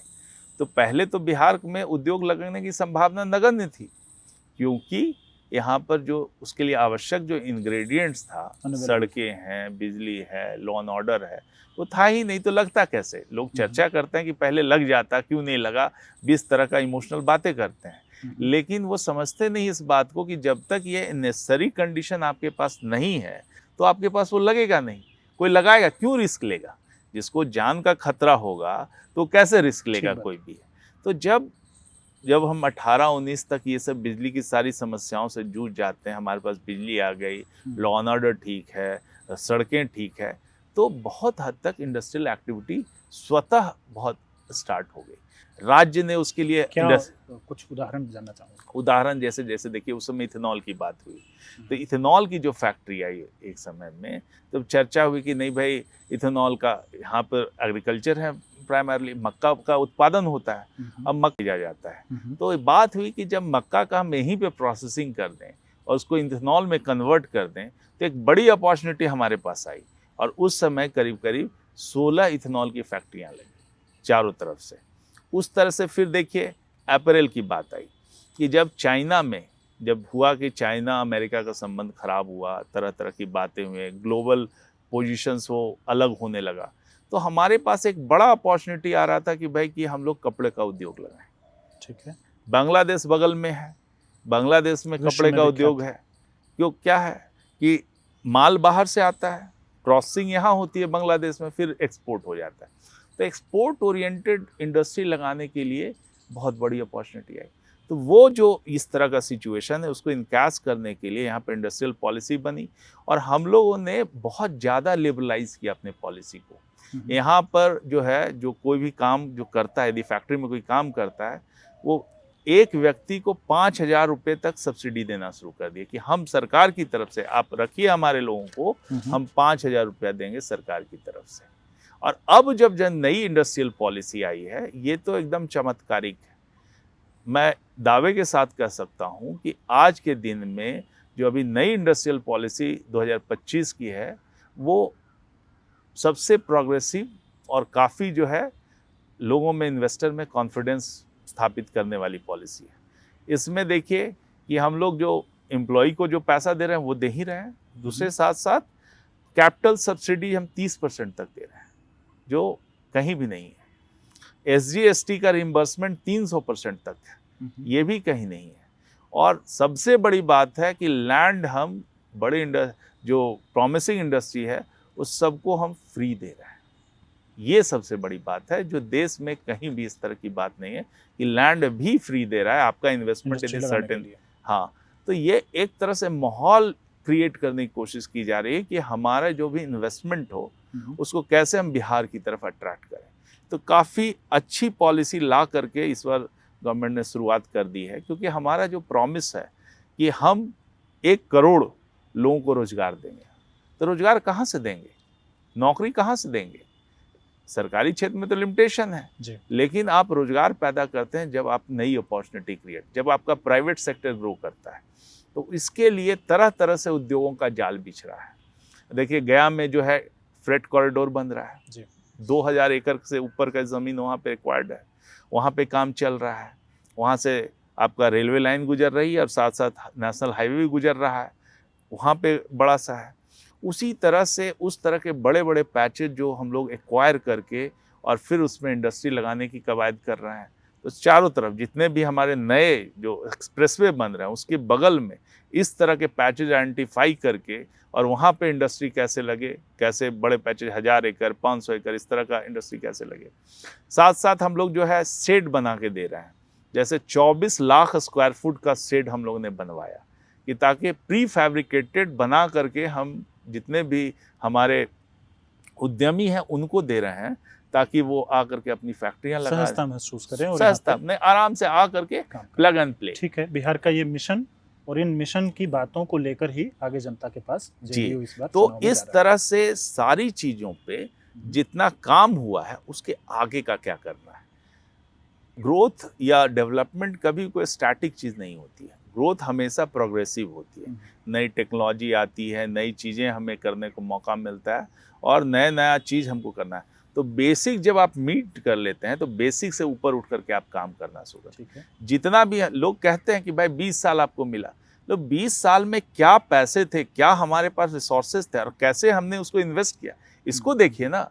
और किस तरह हमने ग्रोथ को प्रायोरिटाइज किया, कैसे हम बिहार के लोगों को आगे बढ़ा रहे हैं, इसको देखिए। आप एब्सोल्यूट टर्म में भले कहें कि हम नीचे हैं, लेकिन जो ग्रोथ पार्ट आप देखें तो किसी भी स्टेट ग्राफ से ऊपर जाता दिखता है। ऊपर जाता हुआ दिखेगा। किसी को थोड़ा आगे ले जाते हैं, जैसे 20 साल नीतीश कुमार जी को 20 साल मिला, हम्म, हम लोग को, या मुझे लगता है कि नीतीश कुमार संभवतः देश के पहले ऐसे नेता हैं जो इन 20 सालों में 15 बार उन्होंने यात्राएं भी की। जी वो घर में बैठ के या फिर सीएम हाउस में बैठ के, सचिवालय में बैठ के न सिर्फ योजनाएं बनाई, बल्कि उसका ज़मीन में कैसे इम्प्लीमेंट हो रहा है, पब्लिक को वो पहुंच भी रहा है या नहीं पहुंच रहा है, वो उन्होंने यात्राओं में देखा। इसको आप कैसे देखते हैं? देखिए, ये नीतीश कुमार जी का हमेशा से रहा है कि जब वो सरकार में भी आए तो यात्रा के माध्यम से ही आए।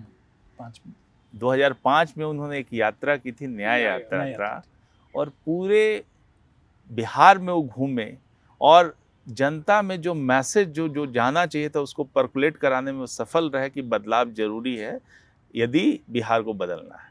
तो उस समय जो बदलाव आया उनके कारण आया जब उन्होंने यात्रा की। और बाद में भी जब भी उन्होंने कोई नई चीज़ें लॉन्च की तो उसके साथ साथ यात्राएं उन्होंने की है। जब भी उन्होंने कोई नया स्टेप लिया, जब भी उन्होंने की, ताकि वो जनता के बीच में जाएं और उस जो अपना जो प्रशासनिक जो उन्होंने जो किया है काम उसको जनता के समक्ष रखें हकीकत तो और उसको समझ भी पाएं कि समझ भी actually पाएं, यहाँ हो भी रहा है कि हो भी रहा। और दूसरी बात, ये जो काम कर रहे हैं उसका क्या प्रभाव पड़ रहा है, जनता उसको कैसे ले रही है, लोग कैसे ले रहे हैं। तो Feedback. ये भी है, फीडबैक भी होता है। जैसे बिजली का काम हुआ, अब बिजली के काम हुआ तो उसके बाद जब हम लोग जनता में गांव में गए, सब जगह गए, लोगों से बातचीत हुई तो वहाँ पे शिकायत आई कि भाई बिजली का बिल कई जगह पे ज़्यादा आ रहा है। तब उन्होंने जो लोक शिकायत वाला जो सिस्टम बनाया कि भाई कि लोक शिकायत प्राधिकार बनाएंगे और जनता की यदि कोई शिकायत है तो वहीं पे दूर होगी। तो जो अब जैसे बिजली का कोई समस्या आता है, किसी का बिल, तो लोक शिकायत प्राधिकार में चला जाता है, वहाँ पर इंजीनियर सबको बुलाया जाता है, जो है ठीक करा दिया जाता है। तो इनसे जो मैं तो मिथिलेश जी की ही किताब पढ़ रहा था तो उसमें यह भी जिक्र है कि कई मर्तबा मंच से वो अधिकारी का नंबर बोल देते थे जी कि आप सीधा फोन कर लीजिए जी और कई बार ऑन स्पॉट फैसले भी होते हमने उनकी जी यात्राओं जी में सुना। हाँ, यही है जब मौका, जब जनता के समक्ष आप होते हैं और कोई लोग जो ये मामला उठाते हैं तो आप एक तो आपको फीडबैक मिलता है ग्राउंड का, एकदम सीधा फर्स्ट हैंड फीडबैक, और कैसे उस समस्या को दूर किया जा सके इसके बारे में आपको योजना बनाने में भी मदद मिलती है। मैं कई बार मुख्यमंत्री जी के पास बैठा हूँ तो ये चर्चा भी वो करते हैं कि जब हम जाते हैं फील्ड में, फील्ड किस लिए जाते हैं, तो जाते हैं तब वहाँ की परिस्थिति को देख करके उनके दिमाग में आइडिया आता है कि भाई कैसे हम इसका समाधान कर सकते हैं। इसलिए बार बार वो फील्ड में जाते हैं, लोगों के बीच जाते हैं, परिस्थितियों को देखते हैं और देखने के बाद वो अपने दिमाग में स्वतः ये प्लान, विज़न आता है कि इसको हम समस्या को दूर कैसे करें। आपको एक छोटा सा एग्जाम्पल दूंगा।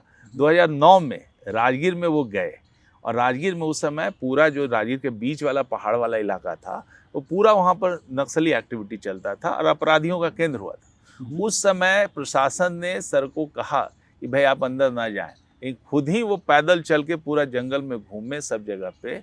और आज देखिए कि उस इलाके में आपका जू सफारी जो बना है उसी इलाके में बना है, घोड़ा कटोरा उसी इलाके में बना है और नेचर सफारी भी उसी इलाके में बना है।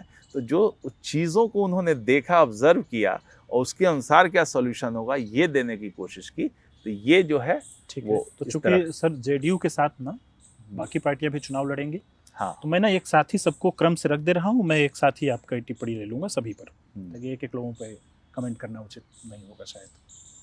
तो हम यात्राओं की बात कर रहे हैं। एक रिसेंट यात्रा हमने देखी है, वो छोटी यात्रा थी, प्रगति यात्रा। प्रगति यात्रा, जिसमें नीतीश कुमार जी ने किया। उनके पहले से एक यात्रा प्रशांत किशोर ने चालू की थी। उनका दावा है कि वो करीब 3 साल तक यात्रा करते रहे। एक यात्रा हमने अभी 1-2 दिन 4 दिन पहले ही समाप्त होते देखी है, वोटर से अधिकार यात्रा ऐसे करके, वोट अधिकार यात्रा, वोटर अधिकार। हाँ वोट अधिकार के आसपास।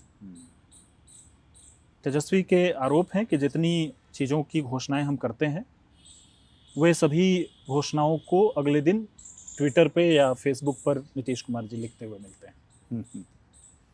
बाकी की पार्टियां जो हैं वो कहती हैं कि भैया शराबबंदी इन्होंने जबरन कर दी, शराब बंद करने से और ज़्यादा नशे का कारोबार यहाँ पे फल फूल रहा है। कुछ लोग कहते हैं कि जब दिन दहाड़े पटना जैसे शहर में बड़े अस्पताल में घुस करके किसी को गोली मारी जाती है तो काहे का लॉ एंड ऑर्डर। कई सारी बातें इस तरह से तैर तैर कर हम लोगों तक आती है। कुछ लोग कहते हैं कि अब तो नया नेतृत्व ज़रूरत है, अब तो भैया हो गया, नीतीश कुमार जी का दौर खत्म हो गया। तो ये जो एक साथ ही मैं सबसे पूछ लेता हूँ कि विपक्षी जो राजनीति इस वक्त चल रही है, जेडीयू का उन पर टेक क्या है? देखिए, विपक्ष का आप समझिए कि विपक्ष जो है बहुत दिनों से प्रयास कर रहा था और एक हताशा की स्थिति में पहुंच चुका है। जब 20 साल से सरकार चल रही है और 20 साल से लोग विपक्ष में हैं तो उसमें एक हताशा का माहौल अवश्य बनता है। और चूँकि जो विपक्षी पार्टियां हैं जिसमें राजद प्रमुख है, उनके राजद में जो सुप्रीमो थे लालू प्रसाद जी, उनकी पत्नी भी मुख्यमंत्री रहीं, तो उनको ऐसा महसूस होता है कि भाई कि राजा का बेटा राजा ही बनना चाहिए। तो इसीलिए जब पुत्र उनका जो है, जो पहले क्रिकेट खेलते थे, वो उनको पार्टी में लाया जाता है, उनको पूरा ताजपोशी होती है और वो पार्टी उनको हैंडओवर कर दी जाती है।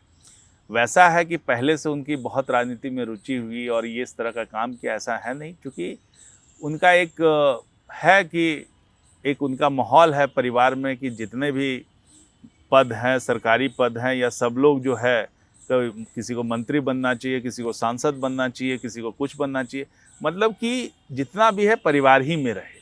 क्या है कि जब उस समय थे, जब जेल गए तो पत्नी को बनाया उन्होंने, किसी और पे विश्वास नहीं किया। तो इस तरह से एक है कि तो इनको एक लगता है कि भाई कि लालू जी को कि हमारा बेटा मुख्यमंत्री बनना चाहिए, इसके लिए वो किसी हद तक जा सकते हैं और किसी तरह से प्रयास कर रहे हैं। लेकिन भाई आप जानिए कि जब लोकतंत्र में आपको कोई सत्ता चलानी होती है तो उसके लिए आवश्यक क्षमताएं, उसके लिए योग्यताएं, क्षमताएं और एक जुनून बिहार के लिए ये होना आवश्यक है। तो मैं इन तीनों एंगल से जब उनको आप जनता, बिहार की जनता परखती है तो कहीं न कहीं लगता है कि वे उस लायक नहीं तो इतना जो है भले आप कितना भी कर लें वो हो नहीं पा रहा है। तो उसके लिए वो तरह तरह से एक हवा बनाने की कोशिश करते हैं। पहले उन्होंने हवा बनाने की कोशिश की कि बिहार में लॉ एंड ऑर्डर ख़त्म हो गया है, पूरा का पूरा एकदम धाराशायी है, और इस तरह से पूरे राज्य में जगह जगह से आंकड़े इकट्ठा करके और सारे आंकड़ों को एक जगह ला करके कि आज इतना मर्डर हो गया, आज इतना चोरी हो गई, इतना ये हुआ।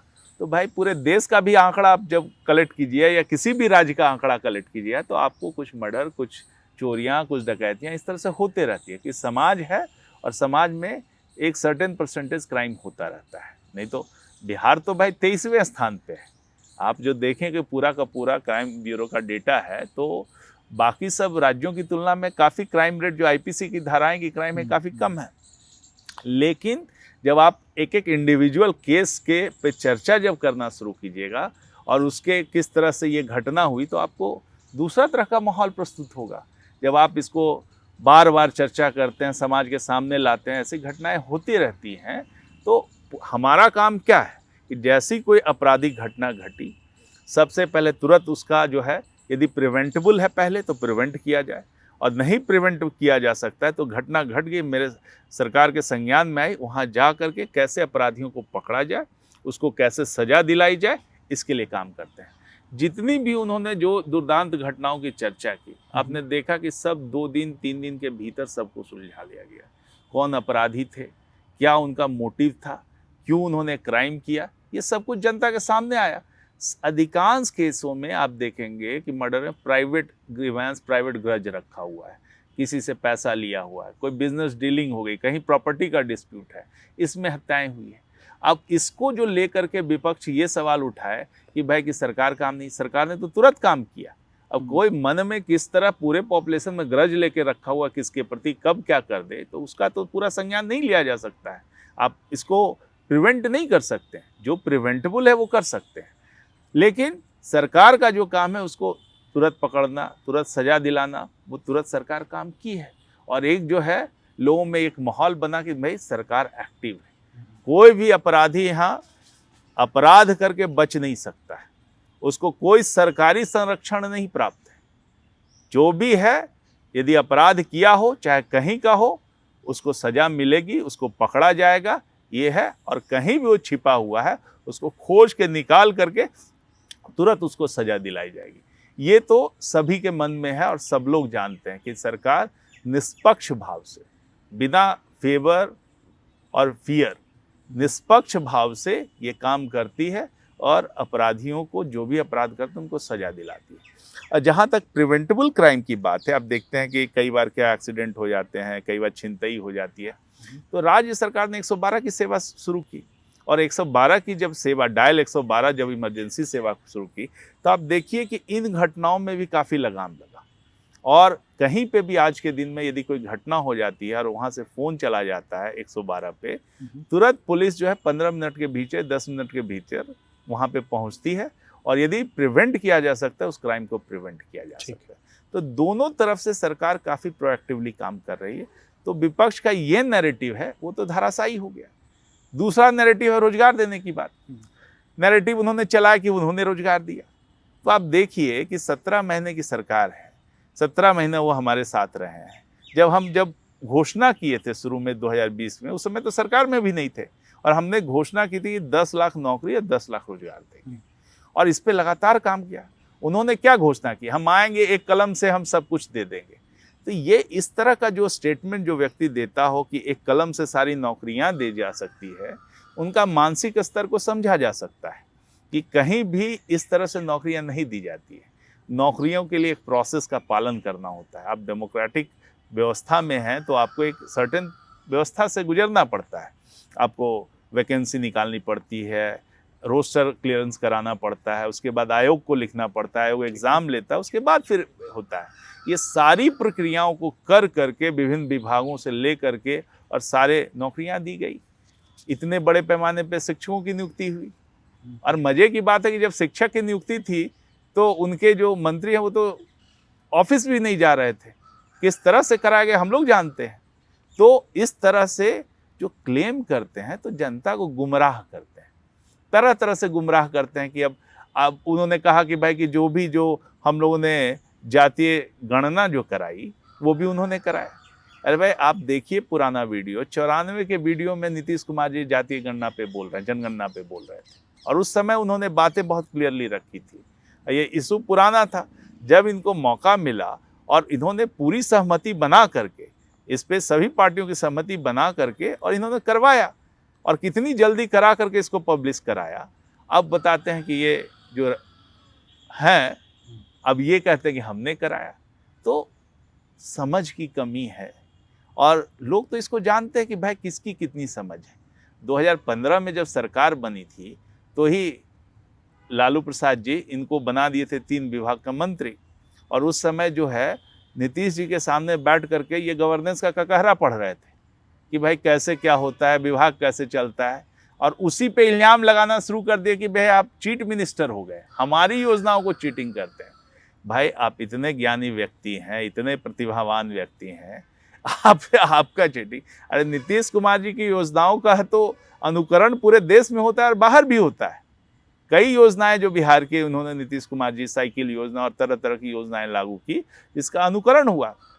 और मैं ये नहीं कहता हूं कि हम लोग अनुकरण बाहर का भी करते हैं, बाहर में भी कोई अच्छी चीज़ दिखती है तो करते हैं। तो ये जो कहते हैं ये खुद ही तो चीट हैं। बिजली, फ्री बिजली की घोषणा तो दिल्ली में हुई थी, और दिल्ली में ये काम पहले किया गया था। तो ऐसा क्या है, जब हमने, नीतीश जी ने देखा कि हम बिजली हम दे रहे हैं, और गांव से जब डिमांड उठा कि नहीं भाई, जो बहुत सारे लोग हैं जो दे नहीं, मीटर लगाने की बात हुई थी, तो मीटर लगाने पे बिजली कट जाती है, नया मीटर लगाने पे।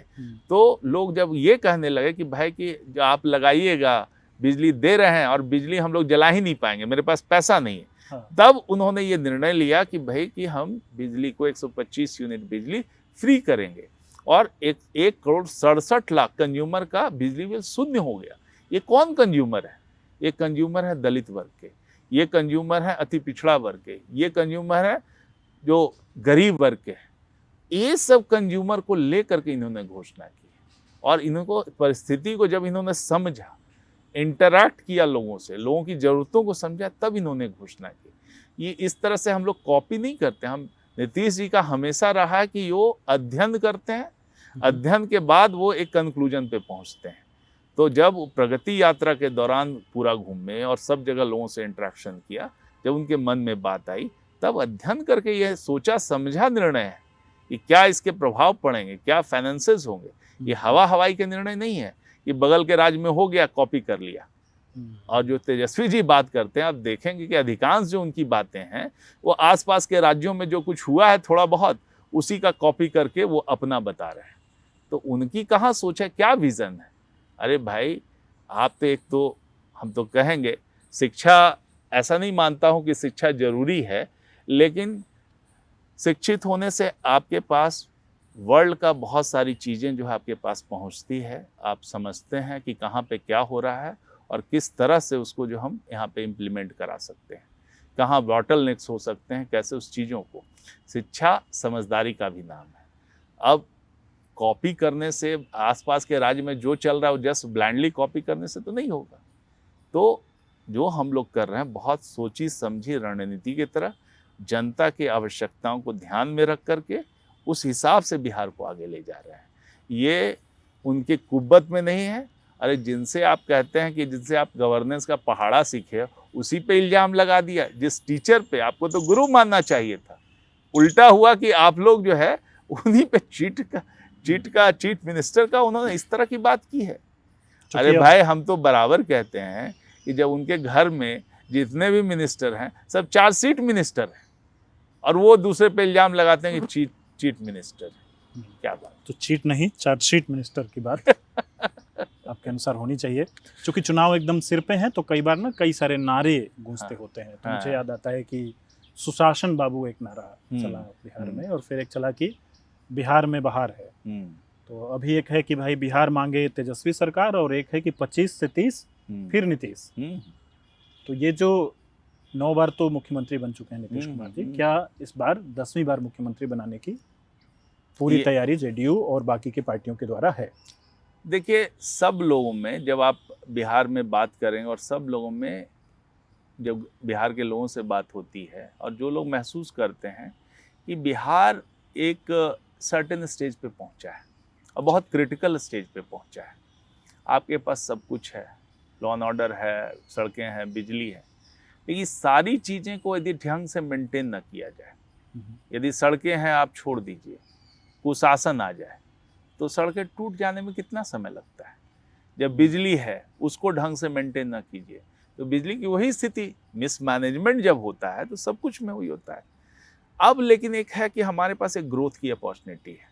यहाँ पर राज्य में अब इंडस्ट्रियलाइजेशन के एक तरह से चार तरफ बातें शुरू हो गई हैं। लोग होपफुल हो रहे हैं कि इंडस्ट्री लगेगी, इस तरह के रोजगार मिलेंगे, और इस तरह की बात हो रही है कि बिहार एक इंडस्ट्रियलाइजेशन की तरफ बढ़ रहा है। यहाँ पे सर्विस सेक्टर आगे बढ़ेगा, यहाँ पर एयरपोर्ट बन रहे हैं। जब आप पटना के एयरपोर्ट की बात करते हैं, जब कोई भी बाहर से लोग व्यक्ति आता है और आज नया एयरपोर्ट देखता है तो उसका कॉन्फिडेंस बढ़ता है। और आप याद कीजिएगा कि जब प्रधानमंत्री जी यहाँ पर पटना का एयरपोर्ट का इनॉग्रेशन कर रहे थे, तो उसी समय बिहटा के एयरपोर्ट का फाउंडेशन भी रखे थे। तो आगे भविष्य की भी तैयारी हो रही है। दरभंगा का एयरपोर्ट खुल गया और कितना ट्रैफिक उसमें है, आप देख रहे हैं। आपका देखिए पूर्णिया का एयरपोर्ट अभी हाल फिलहाल में होने वाला है, पटना में मेट्रो लाइन चलने वाली है। ये सब जो इतना जो है क्रांतिकारी चीज़, हर तरह का इंफ्रास्ट्रक्चर का डेवलपमेंट जब हो रहा है, एक स्टेज पे हम लोग आ गए हैं जहाँ से हम लोग टेक ऑफ कर सकते हैं। इसलिए यहाँ पर बहुत क्रिटिकल जंक्शन है कि हमको जो है इस जगह से कैसे जाना है। यदि ये मेक और ब्रेक दोनों हो सकता है। यदि हम सही डायरेक्शन में, सही इंटेंट के साथ बने, सही सरकार के साथ बने, तो आगे की तरफ बढ़ जाएंगे। और ब्रेक होने में गलत हाथ में पड़ गया तो फिर से लॉ एंड ऑर्डर बिगड़ गया। जो इन्वेस्टर लगा रहे हैं तुरंत हाथ खींच लेंगे। तो अभी तो शुरुआत की है उन्होंने।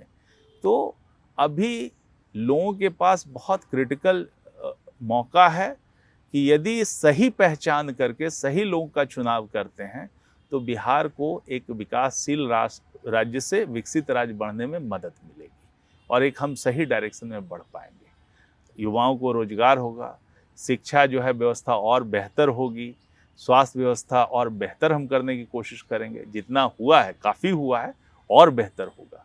तो जैसे ही अब इंडस्ट्रियलाइजेशन और हमारा जीएसडीपी बढ़ेगा तो हमारा कैपेसिटी बढ़ता है। जैसे ही हमारे पास फाइनेंस से जाते हैं तो वैसी कैपेसिटी बढ़ता है और तब हम अब ज़्यादा जो है सिटीजन में इन्वेस्ट कर सकते हैं। तो हम उस रास्ते पे बढ़ रहे हैं और मुझे लगता है कि ये चुनाव है, डिफाइनिंग मोमेंट है। यदि ये चुनाव डिफाइन करता है तो आगे एक बिहार स्वर्णिम भविष्य की तरफ बढ़ेगा। बेहतर। कई गूढ़ और कई कठिन सवालों के बावजूद आपने बड़ी सहजता से और बहुत ही शालीनता से बातों को रखा। हम उम्मीद करते हैं कि जहाँ से आपने बात शुरू की थी कि दिल्ली विल्ली में रहने पे लोग बिहारी कहते थे, तो बाकी राज्यों की तुलना होती है कि उनका विकास का मॉडल देखिए, और हमारी बात होती है तो हम तो कहते हैं कि बिहारी अस्मिता का सवाल है, इमोशंस का सवाल है। तो ये जो हमारे ऊपर एक चस्पा जैसी चीज़ें हैं कि बिहारी इक्विवेलेंट टू गाली, वहाँ से निकल करके लोग बिहार का रुख करें, लोग बिहार में आए और कहीं उनको अपना जीवन जीने के लिए किसी और राज्य का रुख न करना पड़े, अपने राज्य में ही रह करके वे लोग अपना जीविकोपार्जन करें। जरूरी चीज़ों के लिए तो लोग जाते हैं। ये भी कहना चाहेंगे कि कई चीज़ों के लिए सीखने के लिए बाहर, हम नया नॉलेज एक्वायर करने के लिए, एक्सपीरियंस लेने के लिए हम जाते हैं जी। और जाना भी चाहिए, बेहतर अपॉर्चुनिटी के लिए जाना भी चाहिए। लेकिन बिहार में भी वो सारी अपॉर्चुनिटी रहनी चाहिए जिसमें जो यदि व्यक्ति चाहे तो यहाँ पे रहने का चुनाव कर सकता है, चाहे तो बाहर भी काम कर सकता है, इसमें कोई दिक्कत नहीं है। और हम उस दिशा में बढ़ रहे हैं। कई लोग जो है वो प्रॉमिस करते हैं कि हम जादू की छड़ी हिला देंगे। कई लोग जो कहते हैं कि एक दिन में हम इतना रोजगार सृजित कर देंगे। तो आप पूरे विश्व को और पूरे वर्ल्ड को सब जगह खंगाल के देखेंगे कि जहाँ भी इस तरह का प्रॉमिस किया गया, एक दिन में हम बदल देंगे सब कुछ, तो वो जो है खोखला वादा होता है, जनता को भरमाने का वादा होता है। और इस तरह के जादुई प्रॉमिस कुछ लोग करते हैं। तो ऐसे लोगों से भी बिहार के लोगों को सावधान रहने की ज़रूरत है। और पहले भी आप देखे हैं कि कई फाइनेंशियल कंपनियां इस तरह का जो दिखाती है कि एक साल में आपका डबल 3 गुना कर देंगे, उस तरह का। तो पॉन्जी स्कीमें बहुत चलते रहती है और लोग ठगे जाते हैं। तो मैं उन लोगों से सावधान रहने के लिए कहूँगा जो हमेशा प्रॉमिस करते हैं कि मैं से जादू की छड़ी घुमाऊंगा और इस तरह से चीज़ें हो जाएगी। विकास का प्रोसेस है, विकास जो है क्रमिक प्रक्रिया है, और विकास सब मिलजुल करके, सबके मिलजुल करके काम करने से होता है और सही डायरेक्शन में बढ़ने से होता है। तो उस प्रक्रिया में आइए, भाग लीजिए और बिहार को स्वर्णिम बिहार की तरफ हम लोग आगे बढ़ाएं, हम लोग एक उन्नत बिहार की तरफ बढ़ें। बहुत बहुत शुक्रिया आपका। Thank you so much. प्रभातखबर.com, विश्वास वही, रफ्तार नहीं।